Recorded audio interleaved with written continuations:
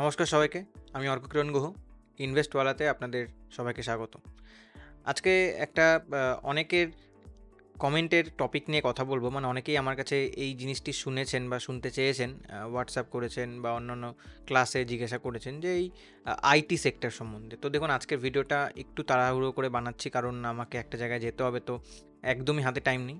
তো সেখানে ছোট্ট করে আলোচনা করি। এই যে IT sector, Indian IT sector এত বুমিং সেক্টর ছিল, মানে আমরা যদি 2000-এর পরে আইটি বুম দেখি, তারপরের থেকে আইটি সেক্টরে কিন্তু খুব একটা দুর্দশা হয়নি আনটিল কোভিডের পরবর্তীকালে। তো সেই কারণগুলো নিয়ে একটু কথা বলার চেষ্টা করব যে কেন হলো, কী জন্য হলো।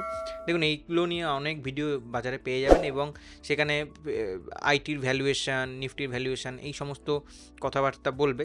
সেটা তো একদমই ঠিক, সেটা তো একদমই স্বাভাবিক যে ভ্যালুয়েশান তো কথা বলতেই হবে, কারণ ওভার ভ্যালুড হয়ে গেছে যে ইন্ডাস্ট্রি, সেইটা নিয়ে কথা বলতে হবে। কিন্তু যেটা আমরা কোর টপিকে বা ঢুকতে চাইছি যে কেন হলো, হ্যাঁ, মানে এই যে আইটির এত বাজে অবস্থা বা আইটি এত আন্ডার ভ্যালুর পজিশনে চলে আসলো কেন, বা ওভার ভ্যালুতে চলে গেছিলো, তারপরে তো একটু কারেকশান দিয়ে আবার তো উঠতে পারতো, কিন্তু সেই কারেকশানগুলো কিন্তু মানে আর রিবাউন্ড করছে না, মানে আবার র্যালিতে পরিণত হচ্ছে না। তো সেটা কেন হচ্ছে, কোর জায়গাটায় কোথায় অসুবিধা হচ্ছে নিফটির, সেই টপিক নিয়ে আজকে একটু কথা বলবো।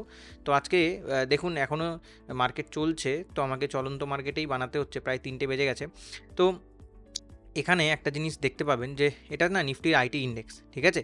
আমি এটা যদি মান্থলি চার্টে করি, মান্থলি চার্টে করলে দেখতে পাবেন যে নিফটি আইটি পুরো সেক্টরটি বিগত এক মাসে প্রায় 19.24%, মানে 19% মতো ফল করেছে, ঠিক আছে। 19% ফল একটা সেক্টরের মানে পক্ষে কিন্তু বিশাল বড় ফল। মানে সেখানে যদি আপনি ইন্ডিভিজুয়াল স্টক দেখতে চান, মানে টিসিএসকে যদি আমি দেখতে চাই, টিসিএস বিগত এক মাসে ফল করেছে 15%। আমি 2-3 মাসের গল্প বলছি না, 2-3%, 2-3 মাসে আরও বেশি ফল করেছে, ঠিক আছে। প্রায় 30-40% মতো ফল করেছে, ঠিক আছে। না, এটা তো মান্থলি চার্ট দেখছি, তাহলে 2-3 মাস বলতে এইখান থেকে যদি আমি দেখি, এই জায়গাটা থেকে দেখছি,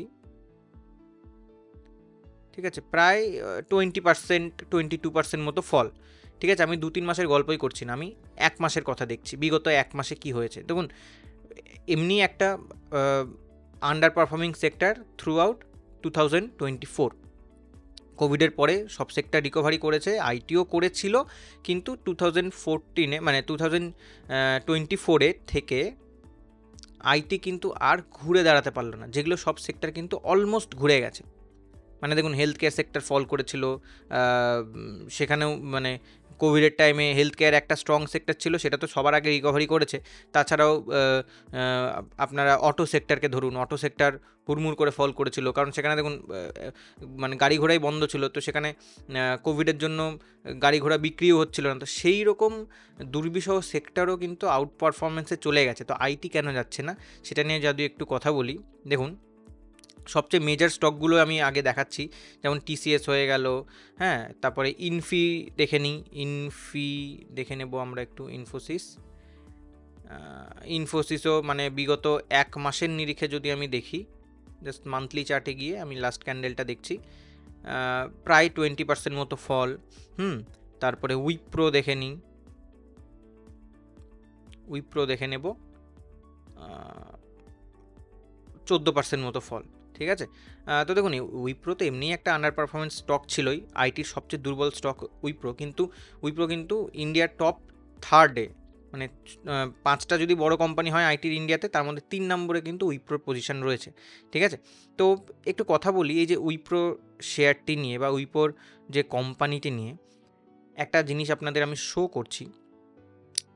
এটা হচ্ছে উইপ্রোর, আমি ট্রান্সক্রিপ্ট নোট দেখাচ্ছি। ট্রান্সক্রিপ্ট নোট মানে কল হয়, জানেন তো, মানে বিভিন্ন বড় বড় ইনভেস্টাররা কোম্পানির যারা পরিচালনা করে সেই ম্যানেজিং বোর্ডকে একটা কনফারেন্স কল, সেটা আমাদের জুমের মাধ্যমে হতে পারে বা সেখানে গিয়ে তারা দেখা করতে পারে। তো সেই একটা কনফারেন্স কল হয়, যেই কনফারেন্স কলে তারা ফিউচার প্রসপেক্ট নিয়ে আলোচনা করে, বা বিগত সেক্টরে বা বিগত কোয়ার্টারে কী কী ভুল হয়েছে সেগুলো নিয়ে আলোচনা করে। তো সেখানে একটা আপনাদের ফিউচার গ্রোথ দেখাই আমি, যে গাইডেন্স আউটলুক। তো এখানে দেখুন, রেভিনিউ গাইডেন্স 3 to 3.5%। আচ্ছা, এটা ইনফির দেখাচ্ছি, ঠিক আছে। ইনফোসিসের রেভিনিউ গাইডেন্স 3 to 3.5% মানে ইনফি এত বড় একটি কোম্পানি, ম্যানেজিং বোর্ড জানিয়েছে যে আগামী ফাইন্যান্সিয়াল ইয়ার 2026-এ ওরা 3 to 3.5% ম্যাক্সিমাম গ্রোথ দেখাতে পারবে ওভারঅল কোম্পানির। সেখানে যদি আমি উইপ্রো দেখাই আপনাদের, আমি উইপ্রোতে চলে যাব। আমি যদি আপনাদের উইপ্রোর ডকুমেন্টসে গিয়ে নোট দেখাই, উইপ্রো কি বলছে? উইপ্রো বলছে যে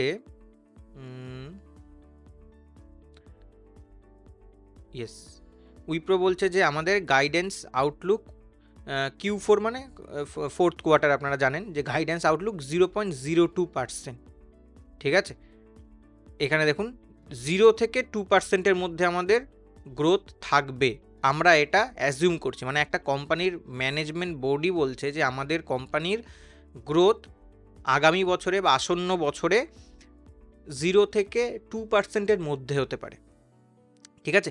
তো এবারে দেখুন, আমি সব আইটি কোম্পানিরই দেখেছি, তো দেখে ইন্ডিয়ান টোটাল, মানে ইন্ডিয়াতে টোটাল যে আইটি কোম্পানি আছে সেই ইন্ডিয়ার টোটাল আইটি কোম্পানির ফিউচার গ্রোথ প্রসপেক্ট হচ্ছে 0 থেকে 0.05-এর মধ্যে, ঠিক আছে, 0 to 0.5-এর মধ্যে। এইবারে এই যে একটা এত বড় কোম্পানির গ্রোথ 0.0 মানে 0 to 0.5-এর মধ্যে আছে, তাহলে এটার মানে কি দাঁড়ায়? এটার মানে দাঁড়ায় আপনি যদি সেই কোম্পানিতে পয়সা লাগান বা সেই কোম্পানি যদি আপনি ইনভেস্ট করেন, তাহলে আপনার টাকাটাও কিন্তু ইয়ার অন ইয়ার ম্যাক্সিমাম 0 থেকে 0.2% বা 5% মতো বাড়তে পারে, ঠিক আছে। আচ্ছা, আমি এখানে একটা জিনিস ভুল করেছি, সেটা আমি একটু মিটিয়ে দিই। 0.5 নয়, 0 to 5%, ঠিক আছে, 0 to 5%, ঠিক আছে।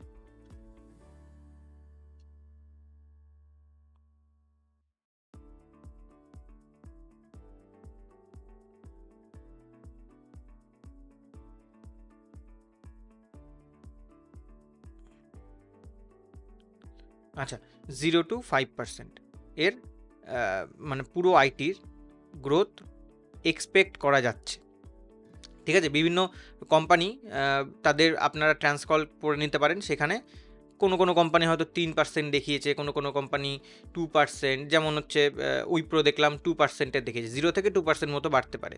ইনফি যেমন দেখিয়েছে 3% থেকে 3.25% বা 3.5% মতো আমাদের গ্রোথ প্রজেক্টেড হতে পারে, ঠিক আছে।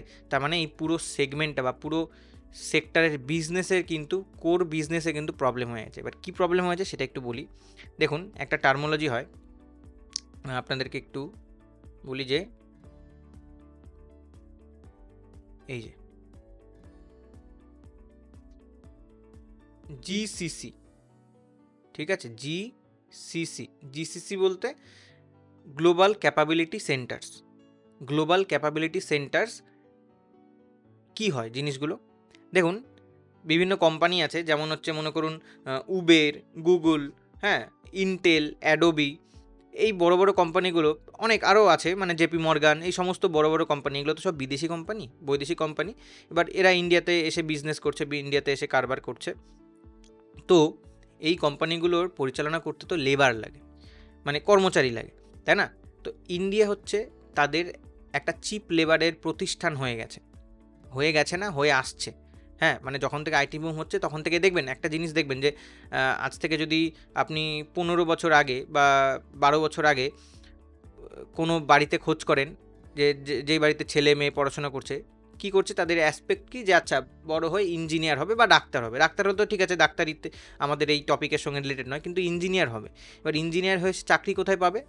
সে হয়তো চাকরি পাবে উইপ্রোতে, সে হয়তো চাকরি পাবে টিসিএসে, সে হয়তো চাকরি পাবে ইন্টেলে, অ্যাকসেঞ্চারে, আরও বিভিন্ন কোম্পানিজ আছে, আইটি সলিউশনস কোম্পানি, এগুলোতে তারা চাকরি পাবে। এবার এই যে তারা কাজগুলো কি করছে, এই যে এতগুলো কোম্পানি বললাম, যে গুগল, ইন্টেল, অ্যাডোবি, এরা তো সব ইন্ডিয়ান কোম্পানি নয়, এরা বৈদেশিক কোম্পানি।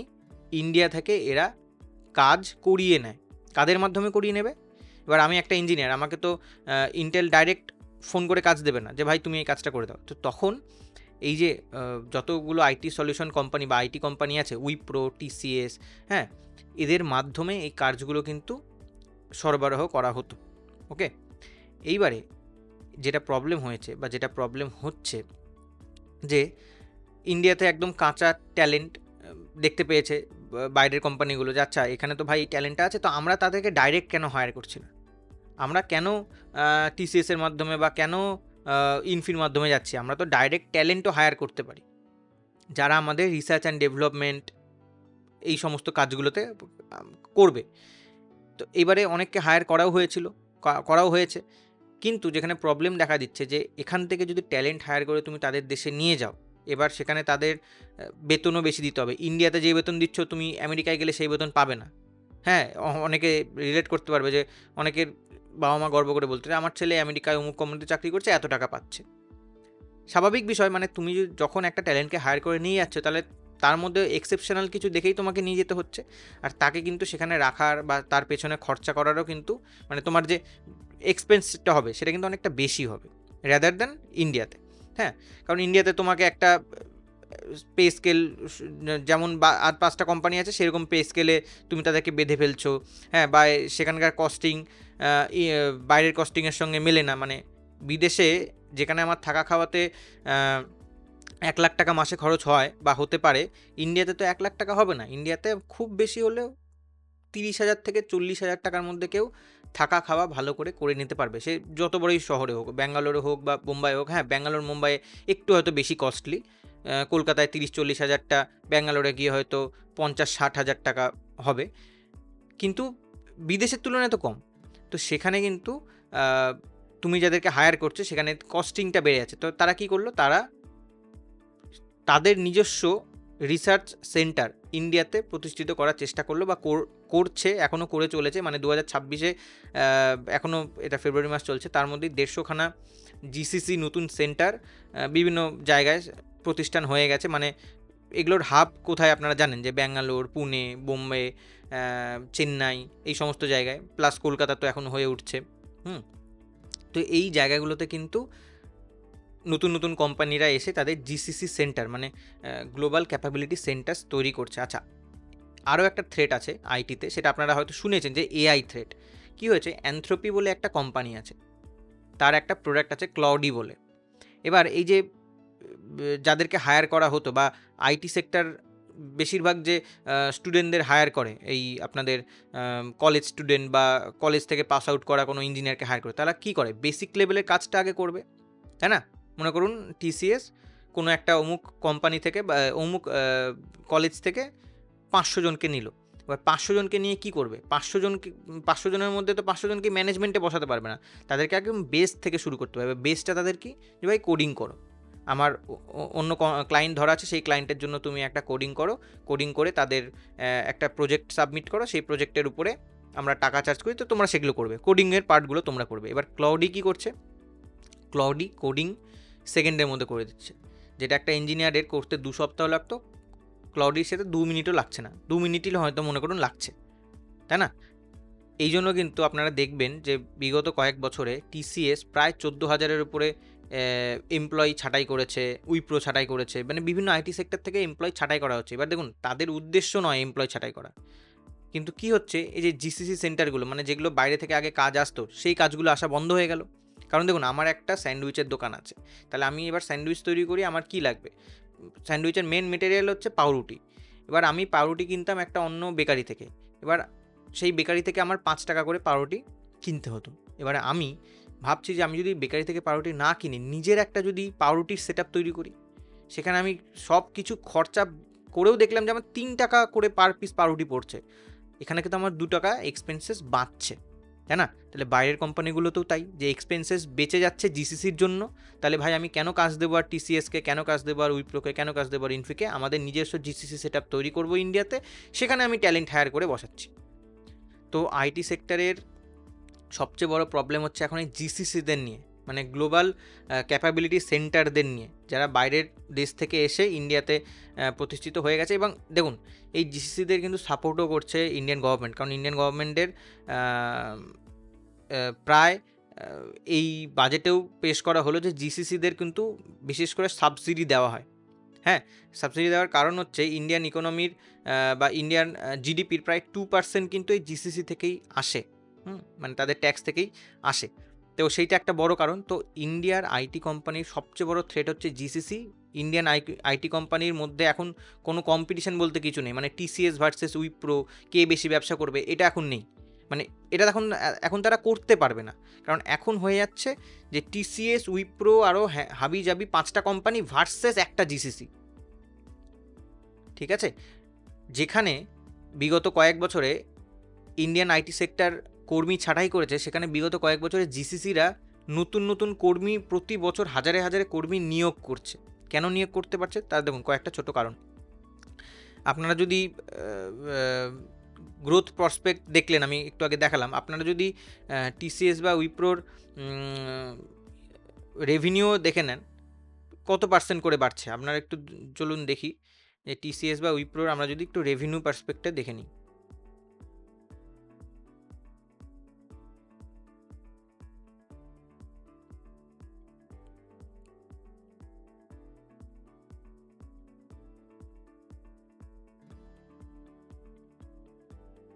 আমি যদি একটু সেলস গ্রোথ, চলুন প্রফিট গ্রোথ নিয়ে আলোচনা করছি। দেখুন বিগত 3 বছরে মাত্র 8% প্রফিট গ্রোথ বেড়েছে টিসিএসের মতো একটা বড় কোম্পানির, মাত্র 8%, মাত্র এটা। ঠিক আছে, সেখানে জিসিসিদের কত বাড়ছে?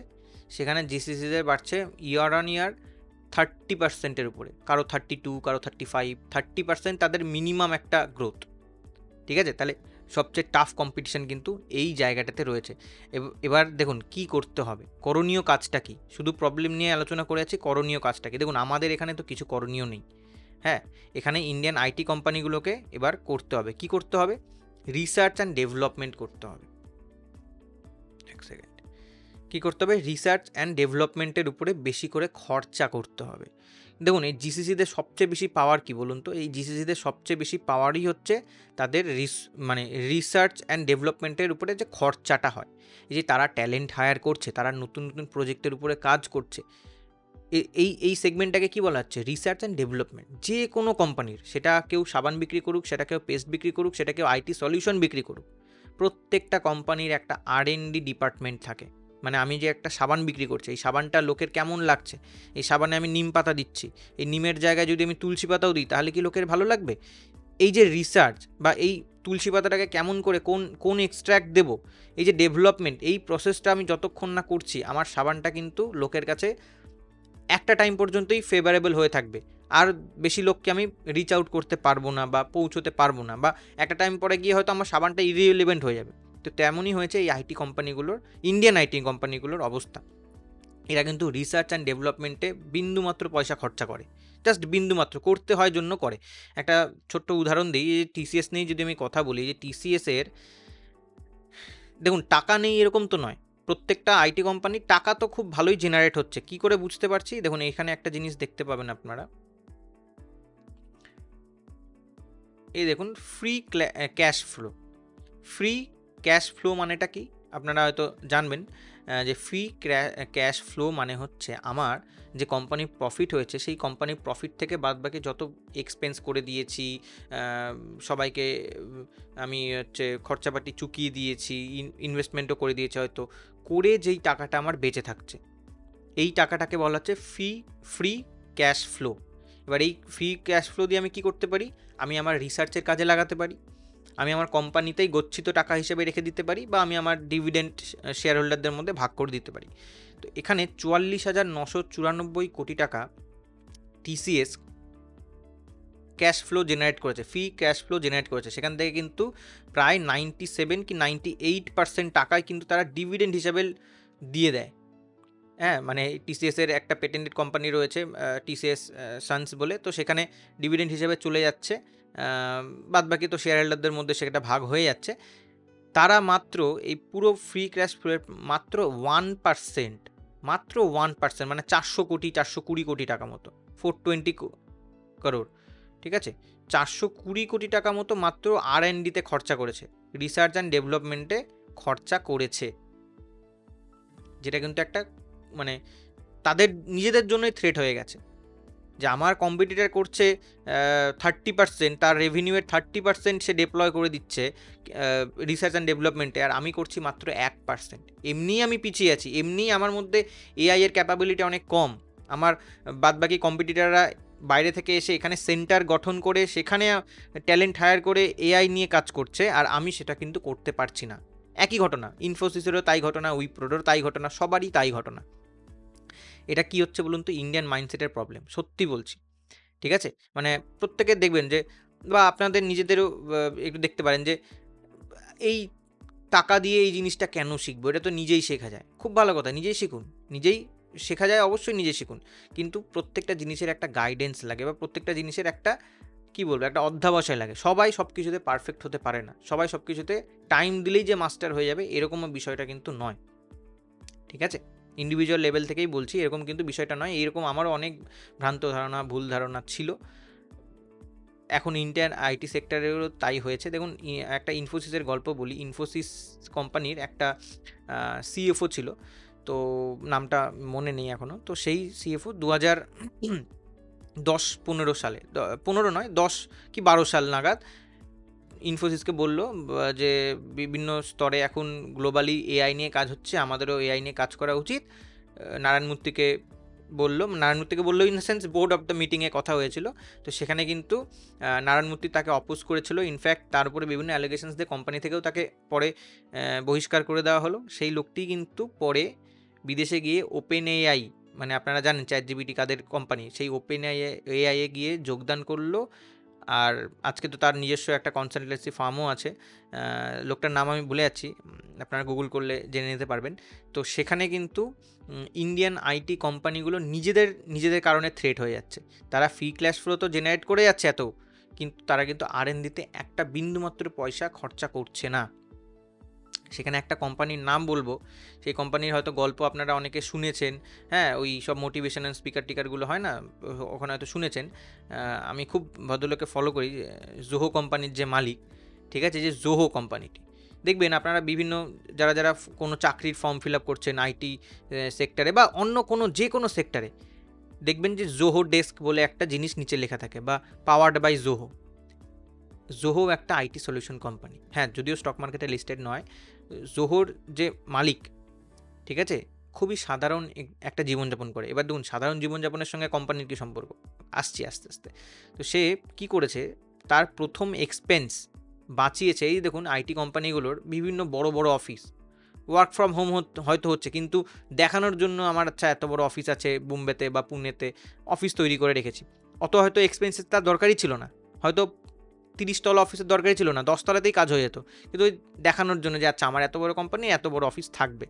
তো এইখানে যে এক্সপেন্সেসগুলো যায়, সেই টাকাটা যদি তারা R&Dতে খরচা করতো, তাহলে কিন্তু তাদের এক্সপোনেনশিয়ালি গ্রোথ বাড়তো।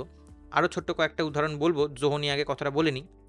এই যে জোহোর যে মালিক এখন রয়েছে, যে এখন জোহোতে সিইও পদে ছিল, তারই কোম্পানি এবার সিইও পদে ছিল, সে কিন্তু এখন জোহোরই সায়েন্টিস্ট হয়ে গেছে, ঠিক আছে? মানে সে এখন জোহোতে রিসার্চের সঙ্গে কাজ করছে, মানে R&D ডেভেলপ করছে। জোহো আপনারা সার্চ করলে দেখতে পাবেন এই জোহো কোম্পানিটি।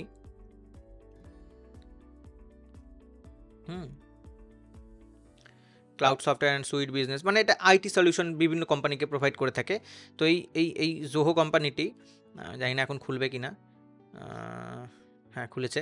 তো এই যে জোহো কোম্পানিটি কিন্তু one of the profitable IT service company বা আইটি বিজনেস কোম্পানি ইন্ডিয়ার মধ্যে। প্রায় 30% রেটে তারা কিন্তু ইয়ার অন ইয়ার বাড়ছে, তাদের রেভিনিউ জেনারেট করছে প্রায় 30% রেটে। তাদের প্রফিট রেভিনিউর থেকে অবশ্যই কম, কারণ জানেন আপনারা কী বাদ যায়, হ্যাঁ। তো তাদের প্রফিট মনে করুন যে ওই 25%-এর আশেপাশে, 23-25%-এর আশেপাশে ইয়ার অন ইয়ার গ্রোথ হচ্ছে। একমাত্র প্রফিটেবল আইটি কোম্পানি জোহো এখন ইন্ডিয়াতে দাঁড়িয়ে, কারণ তারা তাদের R&Dতে প্রায় 30% of the time capital invest করে, যা তাদের প্রফিট হচ্ছে, ঠিক আছে। এছাড়াও এই যে আপনারা যে দেখতে পান যে বা শুনতে পান যে চায়নার এত ডেভেলপ হচ্ছে, বা চায়নার প্রোডাক্ট বা চায়নার টেকনোলজিস এত দুনিয়াতে উঠছে কি করে। একটা ছোট ডেটা দিই।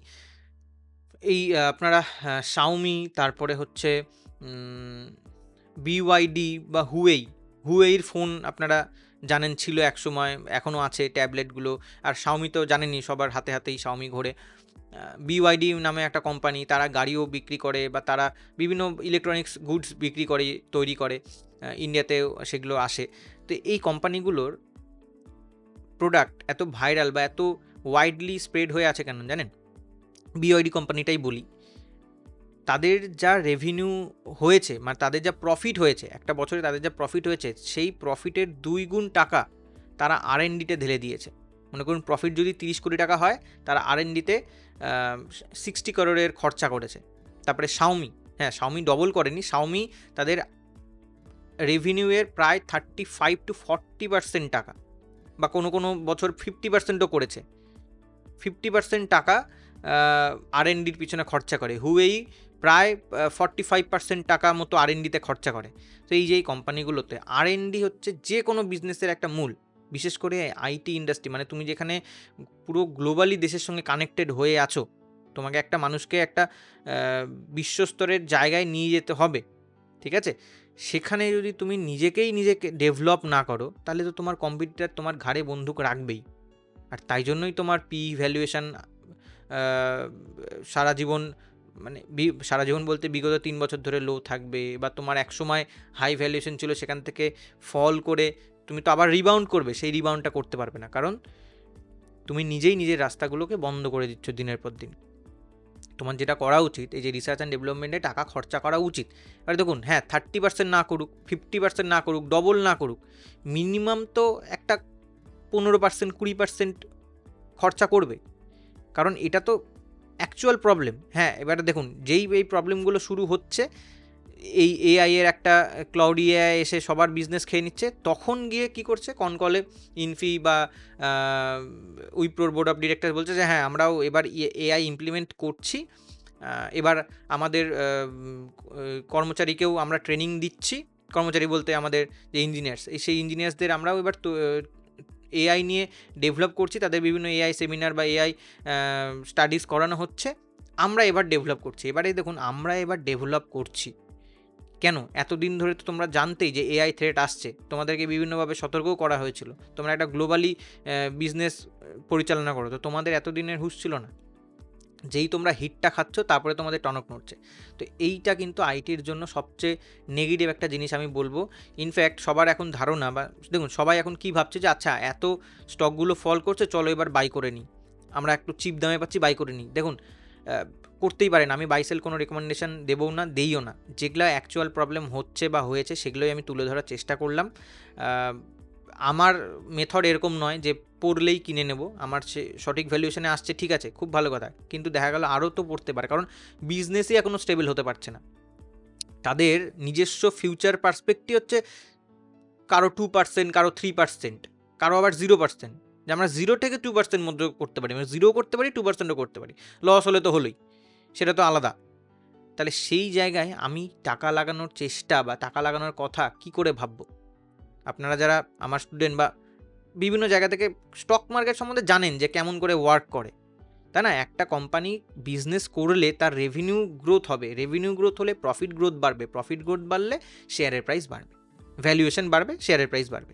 এই তো প্রসেস।